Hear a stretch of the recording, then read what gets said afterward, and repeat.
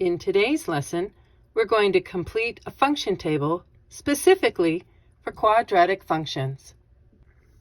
The most direct way to do this will be to plug the given values from your table into the equation for each time that variable shows up in the equation, and then work it through to get the answers that are needed to fill in the f of x functions or the y functions of your table. Another way to be able to fill in the function tables for a quadratic is to use the Desmos.com program. This is a free program available to you on any computer or tablet. You can type the equation into that graphing program on Desmos. Remember, use x instead of any other letter, any other variable. You will click the cogwheel that's to the top right of your equation. Choose the table icon to see the table for your function. In example 1, we have a very simple, very friendly expression, a function, where we need to plug in these 4 values in for the variable b. To get this process started, I like to write up the framework for the function that we are given. Since we have b squared, I know that some numerical value is going to have to be squared. And because any of our values could have been negative, it is very wise to use parentheses in this process. So we have -2 squared, 0 squared, 2 squared, and 4 squared. Due to a negative times a negative being a positive, using parentheses, if you had chosen to use a regular calculator to do this part of the problem, we would find that -2 squared is +4. 0 squared is 0, 2 squared is again +4, and 4 squared is 16.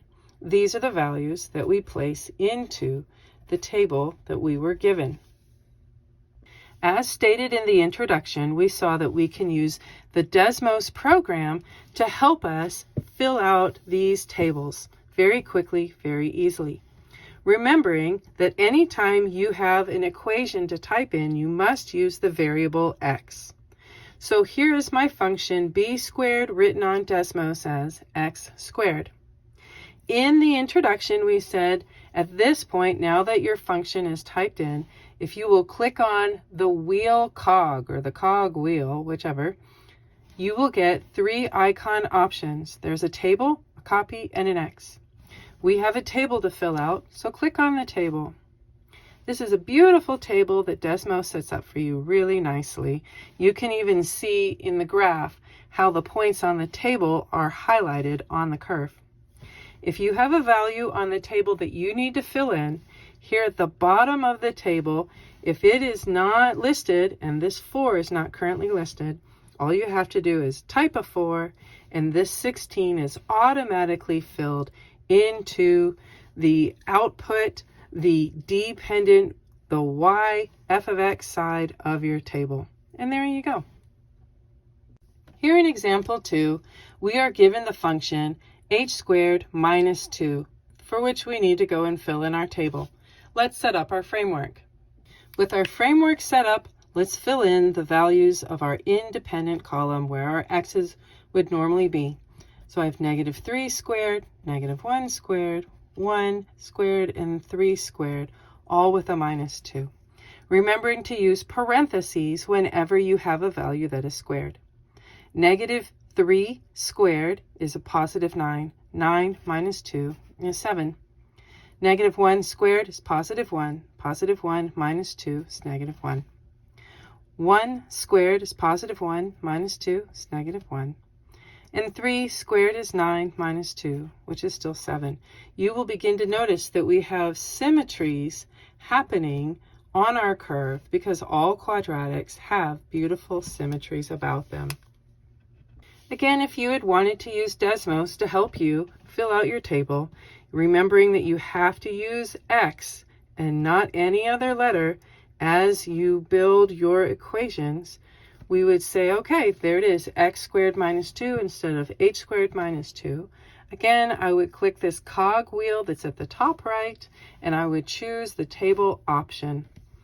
So here I have a -3 that I need to fill in, and -3 is not available at this time on my table. But we can put it in very nicely, and there's the 7 that we found. -1 has an output of -1, +1 has an output of -1, and I can again find a +3 by just putting it into the table for Desmos. In example 3, we see that we have our variable b twice in our function. So let's do our framework to help us through this problem. Now that my framework is set up, let's take a look at it for just a quick moment. You'll notice, due to there being 2 variables in the function, I have to have 2 sets of parentheses in my framework, remembering that a letter and a number side by side, a variable and a coefficient side by side, are always multiplying. That does mean that as I fill in the x values, or in this case the b values, from my table, that does mean that the same value will go into each function 2 times. All right, so -4 squared is 16, and then 2 times a -4 is -8. So I've got 16 minus 8, which is +8. -2 squared is 4. 2 times -2 is again 4, so I have a 0. 0 squared is 0. Plus 2 times 0, which is still 0, is again 0. And then 2 squared is 4. 4 plus 2 times 2 is still again 4, which is still 8. So I have values of 8, 0, 0, and 8, again with beautiful symmetry. For anybody who is new to Desmos, it is really a great program to use as you are getting started working through various graphing programs. So I have my function available to me. I choose the cog and the table inside of it. And again, I can easily put in the values that aren't automatically displayed on my table, which makes this really nice, really easy to use. Here in example 4, we again have 2 variables, but we have a negative coefficient in front of my squared term, in addition to a coefficient in front of my second variable. Let's set up our framework. Now that my framework is set up, let's go ahead and put in the value given to us from each row so that we will be able to correctly fill out the rest of our table. This might be the time when you decide to use a calculator just to help things move along a little more swiftly. As you work through your order of operations, you will find that we have some really nice numbers showing again the symmetry that all quadratics have. It's part of how you know that you're doing the problem right.